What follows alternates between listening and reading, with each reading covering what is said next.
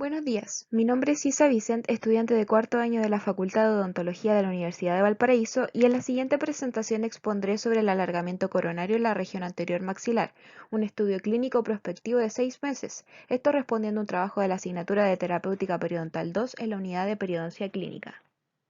Según la encuesta más reciente de la Academia Americana de Periodoncia, aproximadamente el 10% de los procedimientos quirúrgicos periodontales se realizan con el propósito de alargar la corona.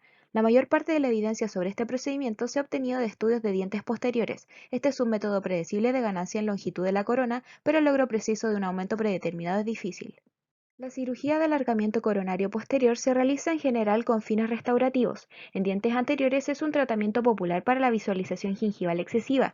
Esta mediante gingivectomía sola o en combinación con cirugía ósea es un procedimiento ampliamente usado como complemento a los procedimientos de ortodoncia y restauración formando parte del plan integral de tratamiento estético. A pesar de su popularidad, la cirugía de alargamiento coronario anterior ha sido objeto de muy pocos estudios clínicos, por lo que el propósito de esta investigación fue evaluar la estabilidad a corto plazo de los procedimientos de cirugía estética facial del maxilar anterior, específicamente para responder a las siguientes preguntas. Este estudio evaluó a pacientes sistémicamente sanos remitidos a dos clínicas para alargamiento coronario anterior de primeros premolares. Se excluyeron los sujetos con antecedentes de uso de medicamentos asociados con agrandamiento gingival. Cada paciente recibió un examen inicial y una sesión de plan de tratamiento con instrucciones de higiene oral y profilaxis y se aplicó consentimiento informado. Se hicieron impresiones de alginato para fabricar stent de sondeos personalizados. La cirugía se inició con una incisión biselada en la cara de cada diente para establecer la longitud deseada de la corona. Los colgajos se pensaron si el nuevo margen gingival para cualquier diente estaba a menos de 3 milímetros de la cresta alveolar. La incisión inicial debía ser intrasulcular si no existía una zona suficiente de tejido queratinizado. Las mediciones se registraron en tres sitios. Estas se describen en la tabla 1.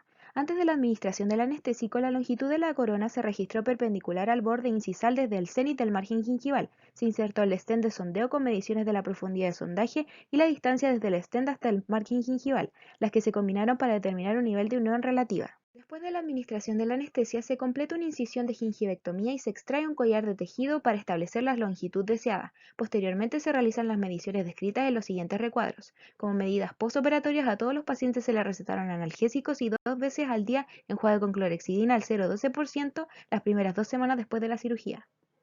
Los pacientes fueron vistos para la extracción de la sutura y la profilaxis entre los 7 y los 14 días. En el día 14 se indicó a los pacientes debridar suavemente el margen gingival 2 veces al día con un aplicador con punta de algodón empapado en clorexidina en lugar de enjuagar. Se realizó una visita postoperatoria a las 4 semanas para evaluar la curación y para registrar primeras mediciones postquirúrgicas. Los datos obtenidos para cada tipo de sitio por paciente se analizaron mediante pruebas descriptivas, univariadas y comparativas. Los datos específicos del sitio se promediaron y se evaluaron las diferencias desde el inicio hasta la postcirugía y al primer, tercer y sexto mes. Los datos se analizaron mediante análisis de varianza de medidas repetidas. Los pacientes tenían entre 16 y 52 años. No se observaron complicaciones posquirúrgicas. Se registraron datos quirúrgicos de 36 sujetos, de 1 mes para 35, de 3 meses para 30 y de 6 meses para 24. Cada uno de los 36 requirió la reflexión del colgajo para la resección ósea. Según lo determinado, todos tenían suficiente tejido queratinizado. Todos los sitios experimentaron una disminución inicial en la profundidad de sondaje seguida de un retorno gradual hacia la línea base a los 6 meses. Esta disminución fue estadísticamente significativa desde el inicio hasta el primer, tercer y sexto mes para los sitios de ángulo medio facial y de línea. Se observó pérdida de inserción en estos sitios y fue significativa en comparación con los valores basales prequirúrgicos. Las distancias medias desde el margen gingival recién establecido después de la gingivectomía hasta la cresta ósea antes de la reflexión del colgajo se enumeran en la tabla 3. Según la tabla 4, la dimensión de los tejidos blandos después de la gingivectomía fue inferior a 3 milímetros en los sitios faciales medios en el 69% de los dientes e inferior a 4 milímetros en el 94%. Se encontró que la longitud real de la corona después de la cirugía coincidía con la longitud postquirúrgica deseada en el 33% de los dientes y estaba dentro de 1 milímetro en el 91,8% según la tabla 6. Curiosamente, a los 6 meses el 49% de los dientes eran más cortos, mientras que solo el 20% eran más largos que las longitudes originalmente deseadas. Se realizó una resección ósea menor o igual a 1 milímetro en el 56% de los sitios faciales medios y el 90% de los sitios de ángulo de línea. Se lograron cantidades de 2 milímetros o más de reducción ósea en el 17% de los sitios faciales medios y en el 2% de los sitios de ángulo de línea. La cantidad de resección ósea fue ligeramente mayor en los caninos pero no significativa.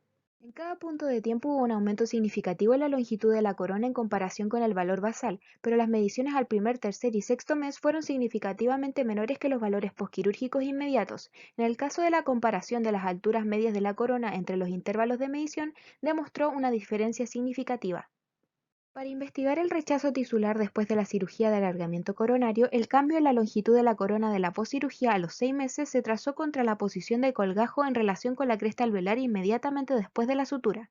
Según la tabla 10, la cantidad media de rechazo de tejido a los 6 meses fue mayor cuando los colgajos se colocaron más cerca de la cresta alveolar.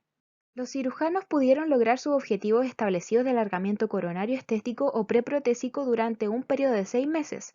Una forma de evaluar los cambios en la altura de la corona es observar el porcentaje de sitios con migración coronal o apical del margen gingival. Por esto, se confirma que la gran mayoría de los sitios estaban estables los 3 meses después de la cirugía.